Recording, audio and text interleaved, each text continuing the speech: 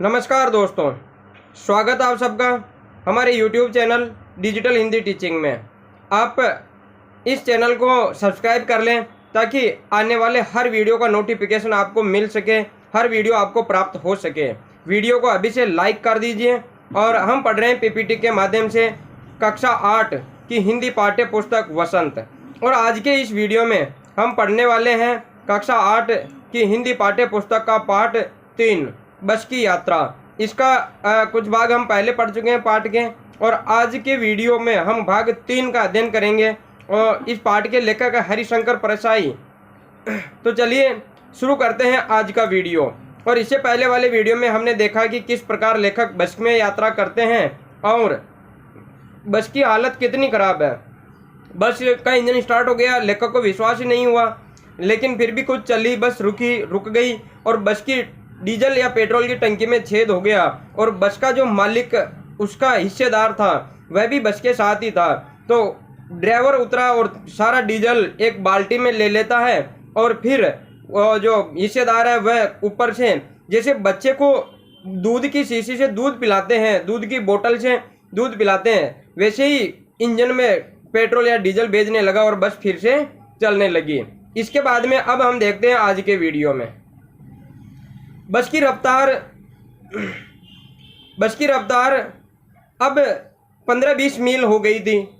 मुझे उसके किसी भाग या किसी हिस्से पर भरोसा नहीं था। ब्रेक फेल हो सकता है, स्टीयरिंग टूट सकता है। प्रकृति के दृश्य बड़े लुभावने थे।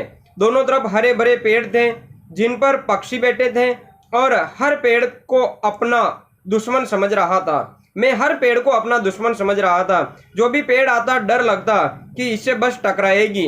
वह निकल जाता तो दूसरे पेड़ का इंतजार करता। झील दिखती तो सोचता कि इसमें बस गोता लगा जाएगी। तो बस की हालत बड़ी नाजुक है। अब जैसे ही पेट्रोल की टंकी में छेद हुआ और ड्राइवर ने तेल निकाला और बस की रफ्तार बस चलने लगी वापस।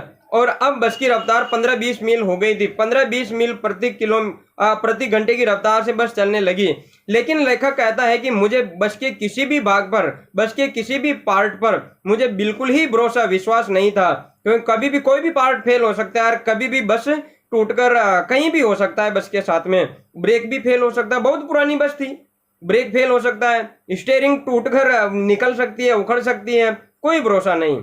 लेकिन रास्ते में जो प्राकृतिक दृश्य आ रहे हैं, सड़क के दोनों ओर पेड़ होते हैं, इधर पानी की झील है, पेड़ों पे पक्षी चहचहा रहे हैं, पक्षी बैठे हैं। तो ये जो दृश्य है बड़ा ही लुभावना, मनमोहक, सुंदर दृश्य दिखाई दे रहा था, लग रहा था। दोनों ओर हरे भरे पेड़ है जिन पर पक्षी बैठे थे। मैं हर पेड़ को अपना दुश्मन समझ रहा था, क्योंकि बस किसी भी पेड़ से जाकर टकरा सकती थी। स्टीयरिंग फेल हुई और इधर चली गई और पेड़ से टकरा गई, या फिर झील में ही गिर जाए। तो मैं हर पेड़ को अपना दुश्मन समझ रहा था। ये पेड़, ओ हो ये पेड़ दिखाई दे आ रहा हो, टकराएगी, इस पेड़ से जरूर टकराएगी बस। और क्या होगा, हम हो सकता है ये बस पेड़ से टकराए और हमारा यही अंतिम संस्कार हो जाए बस में ही। तो हर पेड़ को मैं अपना दुश्मन समझ रहा था। पेड़ जो भी आता उसका डर लगता कि बस इस पेड़ से जरूर टकरा ही जाएगी। जिस तरह से ये देखो कार टकरा रही है, तो भरोसा नहीं कि ये बस किसी भी पेड़ से टकरा सकती है, इससे टकरा सकती है। ये निकल गया तो उस पेड़ का वो बच गया, इस पेड़ से तो बच गए।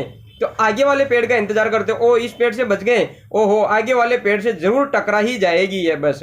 तो आगे वाले पेड़ का इंतजार करता। झील दिखती तो सोचता कि ये बस ओ इस झील में, इधर पानी दिखाई दे रहा है, ये कहीं इस झील में न चली जाए, इसमें डुबकी न लगा ले, इस झील में गोता न लगाए, इस झील में जरूर ये गोता लगा जाएगी, इधर उतर गई तो झील में डूब जाएगी। तो इस प्रकार से मुझे किसी भी पार्ट पर कोई भरोसा नहीं था। एकाएक फिर बस रुकी। ड्राइवर ने तरह तरह की तरकीबें की पर वह नहीं चली। सविनय अवज्ञा आंदोलन शुरू हो गया था।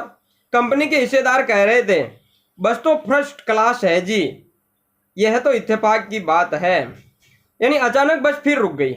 एक बार तो पहले रुक गई थी, बस एक बार फिर रुक गई, अचानक फिर रुकी। ड्राइवर ने तरह तरह की तरकीबें की, अलग प्रकार के, कभी क्या करता है कभी क्या करता है, इस प्रकार के उपाय कर रहा है वह अलग अलग। लेकिन बस नहीं चली सो नहीं चली।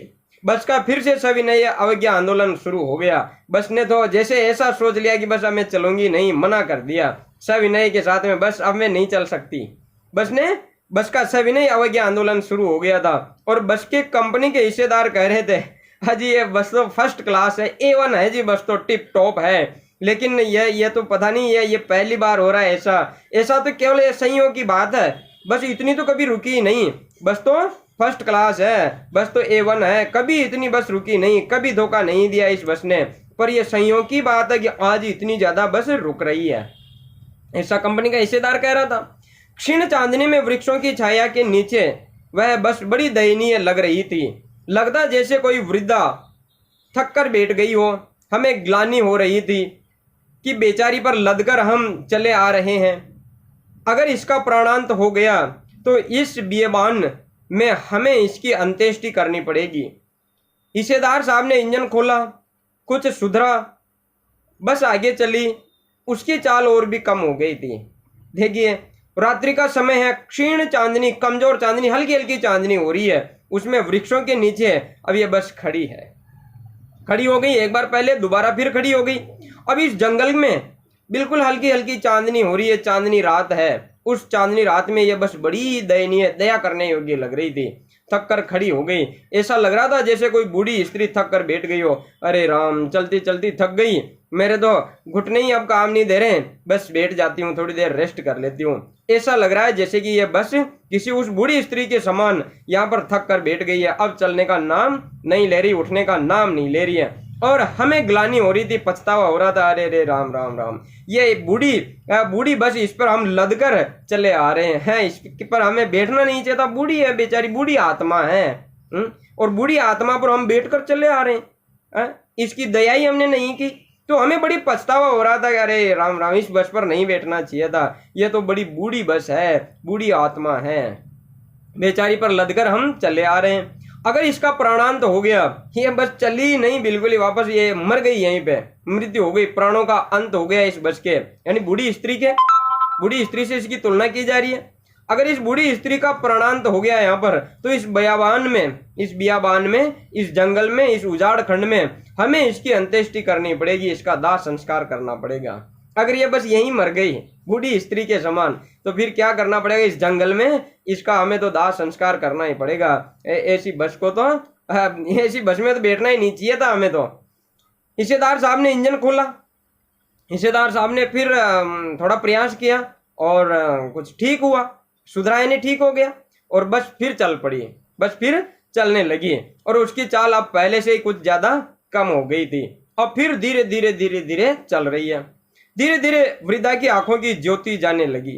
चांदनी में रास्ता टटोल कर वह रेंग रही थी। आगे या पीछे से कोई गाड़ी आती दिखती तो वह एकदम किनारे खड़ी हो जाती और कहती, निकल जाओ बेटी, अपनी तो वह उम्र ही नहीं रही। धीरे धीरे वृद्धा की आंखों की, जो वृद्धा स्त्री है, वृद्धा स्त्री अब बूढ़ी स्त्री है, उसकी आंखों की ज्योति चली जाती है, दिखता कम है। तो अब ये भी इतनी बूढ़ी बस वृद्धा स्त्री से तुलना की गई है। जिस प्रकार वृद्धा स्त्री की स्थिति होती है, वैसी ही इस बूढ़ी बस की स्थिति हो रही है। आंखों की ज्योति जाने लगी, आंखों की ज्योति अभी नहीं, वो हेडलाइट भी बंद हो गई। रात का समय, वैसे ही बस 2-3 बार खराब हो चुकी है, फिर चलने लगी, धीरे धीरे चल रही है, और अब तो इस बस की हेडलाइटें भी, मेन लाइट भी बंद हो गई। वृद्धा की आंखों की ज्योति जाने लगी। चांदनी में रास्ता टटोलकर ढूंढकर रेंग रही थी, टेढ़ी मेढ़ी चाल में चल रही थी। अब लाइट बंद हो गई, हेडलाइट, आगे लाइट ही नहीं रही। तो अब क्या कर रही है, रात्रि के समय में ऐसे देख देख के ड्राइवर ऐसे देख देख के चला रहा है, कहीं खड्डा, कहीं क्या, कुछ तो नहीं आ जाता है। लाइट बंद हो गई, अब दिखाई कम दे रहा है। आपने गाँव में देखा होगा, डुग्गा होता है, डुग्गा किसान गाड़ी, उसमें भी लाइट आधी बार बंदी होती है। तो फिर वो जो वो ड्राइवर है, वो धीरे धीरे इधर उधर, वैसे बस की हालत भी वैसी हो गई।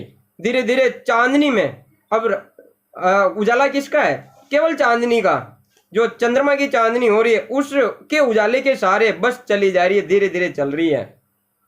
आगे या पीछे से कोई गाड़ी आती दिखती, आगे से कोई गाड़ी आ रही है या पीछे से कोई गाड़ी आ रही है, ऐसा लगता है कि पीछे से गाड़ी आ रही है, तो ड्राइवर साहब बस को किनारे पे खड़ी कर लेते, एक तरफ निकलने दो भाई, उस बस को निकलने दो भाई, उस गाड़ी को निकलने दो, सामने से आ रही है। तो ये बस कहती, ऐसा लगता, बस कह रही है, निकल जाओ बेटी, तुम निकल जाओ, हमें कोई जल्दी नहीं, हम आराम से चलने वाले हैं, हम धीरे धीरे जाएंगे। अब तुम तो जवान हो भाई, इतनी स्पीड से ऐसे निकल गई। अब हमारी वो उम्र ही नहीं रही, मैं तो एकदम बूढ़ी हो गई है। तो बस कहती, कोई बस आगे से या पीछे से आती दिखती कोई गाड़ी, तो बस लगता है बस ऐसा कहती कि निकल जाओ बेटी, तुम निकलो भाई, तुम्हें जल्दी है, तुम निकल जाओ। अब तुम्हारी जैसी स्पीड हमारी कहाँ, हमारी तो उम्र ही नहीं रही, मैं तो बूढ़ी हो चुकी हूँ। एक पुलिया के ऊपर पहुंचे ही थे, एक पुलिया के ऊपर पहुंचे ही थे कि एक टायर फिश करके बैठ गया। वह बहुत ही जोर से हिलकर थम गई। अगर स्पीड में होती तो उछलकर नाले में गिर जाती। ये बस का फिर टायर धोखा दे गया। एक पुलिया पर पहुंचे ही थे कि बस का एक टायर फिश करके बैठ गया, हवा निकल गई। अब टायर पंचर हो गया। वह बहुत ही जोर से हिलकर थम गई, बस रुक गई बहुत ही जोर से। अब टायर एक तरफ गाड़ी झुक गई, एक टायर पंचर हो गया ना, तो एक तरफ गाड़ी झुक गई, एकदम गाड़ी हिली और वहीं पे रुक गई। अगर गाड़ी स्पीड में होती, वैसे स्पीड में थी ही नहीं क्योंकि बस की लाइट ही बंद है, स्पीड ही कम है, और अगर स्पीड में होती तो बस उछलकर जरूर किसी नाले में गिर जाती और फिर यहाँ हमारा क्या हो जाता, काम तमाम हो जाता। मैंने उस कंपनी के हिस्सेदार की तरफ पहली बार श्रद्धा भाव से देखा। वह टायरों की हालत जानते हैं, फिर भी जान हथेली पर लेकर इसी बस में सफर कर रहे हैं। उत्सर्ग की ऐसी भावना दुर्लभ है। सोचा, इस आदमी की साहस और बलिदान भावना का सही उपयोग नहीं हो रहा है। इसे तो किसी क्रांतिकारी आंदोलन का नेता होना चाहिए। अगर बस नाले में गिर पड़ती और हम सब मर जाते तो देवता बाहें पसारे उसका इंतजार करते। देखिए, मैंने उस कंपनी के हिस्सेदार, अब ये यहाँ टायर पंचर हो चुका है, कितनी बार, तीसरी बार बस धोखा दे रही है। अब टायर पंचर हो गया तो जो लेखक है वह कंपनी के हिस्सेदार की तरफ बड़े श्रद्धा भाव से देख रहा है, पूज्य भाव से, जय हो तुम्हारी, जय हो, ऐसी बस को चला रहे हो। बड़े श्रद्धा भाव से मैंने देखा। वह खुद भी टायरों की हालत जानता है कि टायर बिल्कुल खत्म हो रहे हैं इस बस के, लेकिन फिर भी बस के टायर चलाए जा रहा है, चलने दो चलने दो चलने दो। और वह खुद भी बड़े जान हथेली पर लेकर, बड़ा खतरा मोल लेकर इसी बस में सफर कर रहा है वह खुद भी। अब देख लो आप उसकी भाव, यह भी बस का मालिक है, वह भी इसी बस में सफर कर रहा है, मालिक का जो हिस्सेदार है। अरे भाई, वो बस की स्थिति जानता था कि बस कहीं भी धोखा दे सकती है, कहीं भी गिर सकती है, तो वह खुद भी जान हथेली पे लेकर इतना बड़ा खतरा मोल लेकर, दूसरे तो करते तो जो करते थे, अब जो मजबूरी में जाते थे, भाई बस नहीं मिल रही तो इसी में चले। लेकिन बस का जो मालिक का हिस्सेदार है वह सब कुछ जानते हुए भी इसी बस में, यानी मरने के लिए वह भी तैयार है। बस कभी भी पलटी खा सकती है, टायर पंचर हुआ पलटी खा जाती, किसी नाले में गिर जाती, किसी पेड़ से टकरा सकती है, कभी स्टीयरिंग फेल हो सकती थी, कभी ब्रेक फेल हो सकता था, कुछ भी हो सकता था। वह बस का कंपनी का हिस्सेदार जानते हुए भी वह मरने के लिए तैयार होकर इसी बस में यात्रा कर रहा था। उत्सर्ग, न्योछावर या बलिदान या मरने की ऐसी भावना बड़ा दुर्लभ, बहुत कठिन, बहुत दुष्प्राप्य है, आसानी से मिलने वाली नहीं है लोगों में। उत्सर्ग की ऐसी भावना, बलिदान होने की ऐसी भावना, बलिदान होने की ऐसी भावना लोगों में आसानी से मिलती नहीं है। और इस कंपनी के हिस्सेदार में देखो, ये मरने की भावना है, इसमें बलिदान होने की भावना है। अरे भाई, इसकी जो ये भावना है ना, इसका साहस कितना है कि जानते हुए भी इस बस में सफर कर रहा है, जानते हुए भी वह खतरा मोल ले रहा है। बलिदान की ऐसी भावना का सही उपयोग नहीं हो रहा है।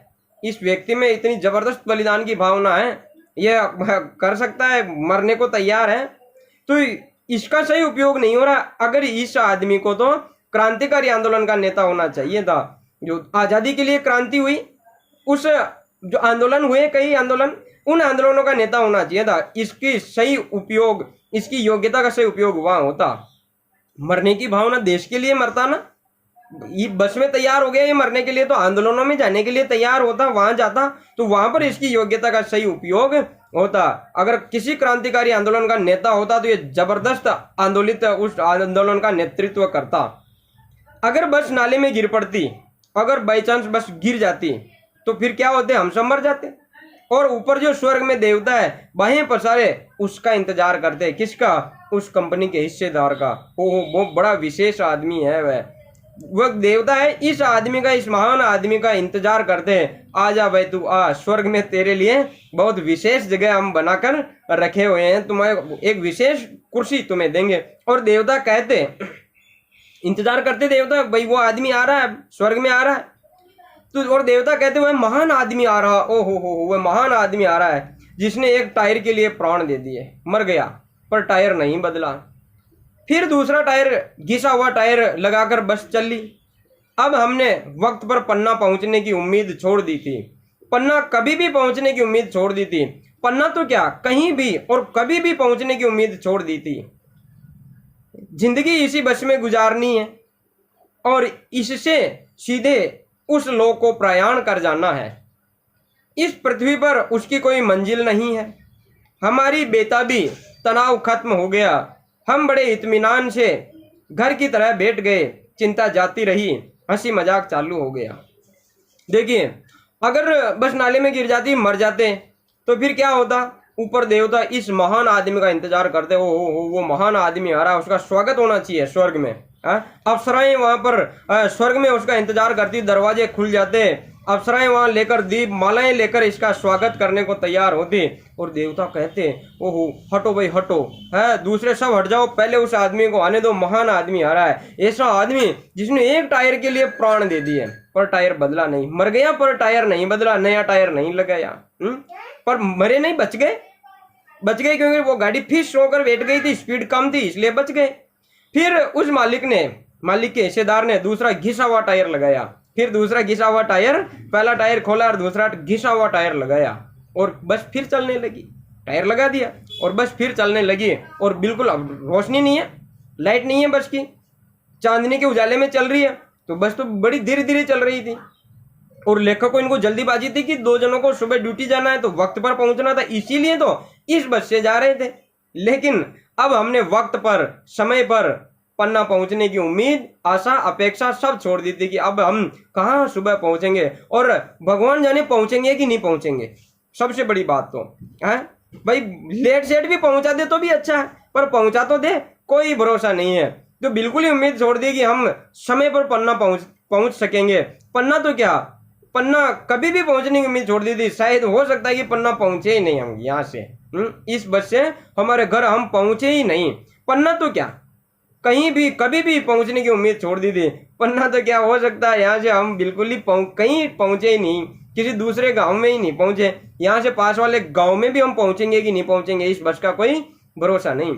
लगता था कि बस इसी बस में जिंदगी गुजारनी है, इसी बस में हमारी जिंदगी गुजरेगी, बस इसी बस में हमारा जीवन पूरा हो जाएगा, और यहीं से हमें सीधे उस लोक को प्रयाण कर जाना है। क्या कर जाना है? प्रस्थान कर जाना है उस लोक को। स्वर्ग चले जाएंगे हम तो, यहाँ से हमारी जिंदगी पूरी हो गई भाई, हमारी जिंदगी इसी बस में खत्म होगी। और प्रयाण करना यानी प्रस्थान करना, मर जाना, मरना, इसी बस से हम क्या करेंगे, हमारी जिंदगी खत्म होकर हम स्वर्ग लोक को सिधार जाएंगे। इस पृथ्वी पर उसकी कोई मंजिल नहीं, हमारी, हम सबकी, इस बस में जितने भी बैठे हैं ना, इस पृथ्वी पर मंजिल नहीं है। इस बस में बैठने वाले लोगों की मंजिल क्या है? सीधे स्वर्ग है, सीधे स्वर्ग को ले जाएगी ये बस। तो ये बस धरती से स्वर्ग जाने वाली है, धरती से डायरेक्ट स्वर्ग ले जाने वाली बस है ये। तो इस पृथ्वी पर हमारी कोई मंजिल नहीं, जहां हम जाना चाहते हैं ये बस हमें यहाँ नहीं ले जाएगी, ये स्वर्ग ले जाएगी। हमारी बेताबी, बेचैनी, तनाव सब खत्म हो गया। अब तो है सो है, बस जहाँ जो होगा सो होगा, देखा जाएगा। बेचैनी हो रही थी, अरे पहुंचेंगे नहीं पहुंचेंगे, टाइम पे नहीं पहुंचेंगे, लेट हो जाएंगे, और ये सब तनाव खत्म होने के बाद में बड़े आराम से बैठ जाओ यार, अब तो जो होगा सो हो जाएगा। अब क्या करें, अपन क्या कर सकते हैं? जो होगा, जो सबके साथ होगा वह हमारे साथ भी हो जाएगा। बड़े आराम से घर की तरह बैठ गए, चिंता जाती रही, चिंता छोड़ दी। अब चिंता करने से क्या फायदा, और हंसी मजाक चालू हो गया, और सब क्या करने लगे? हंसी मजाक करने लगे। मजा आ रहा है इस बस में सफर करने का, अरे कैसी बस में बैठ गए हम, है बड़े हंसी मजाक सब लोगों ने चालू कर दी। चलिए अब समय है आज के प्रश्न का, और आज का प्रश्न है, पहला प्रश्न, लेखक ने बस की तुलना वृद्धा स्त्री से क्यों की? इसका उत्तर आपको लिखना है, क्योंकि वृद्धा स्त्री की और इसकी स्थिति समान है। आंखों की ज्योति जाती रही, थक कर बैठ गई, जिस प्रकार वृद्धा स्त्री के साथ होता है वैसा ही इस बस के साथ में हो रहा है। तो सारी बातें आपको लिखनी है। दूसरा प्रश्न, लेखक ने पन्ना पहुंचने की उम्मीद क्यों छोड़ दी थी कि हम पहुंचेंगे? पन्ना क्या कहीं भी नहीं पहुंचेंगे, तो ऐसा कह रहा था कि शायद यहाँ से डायरेक्ट ही स्वर्ग पहुंच जाएंगे, इस धरती पे हम कहीं दूसरी जगह पहुंचने वाले नहीं है, ये बस तो हमें कहाँ ले जाएगी? स्वर्ग ले जाएगी। तो पन्ना पहुंचने की उम्मीद क्यों छोड़ी? बस की स्थिति देखकर बस की स्थिति कैसी थी, अब आप इसका वर्णन करेंगे, और क्यों छोड़ी उसने उम्मीद, ये भी आप लिखेंगे। धन्यवाद।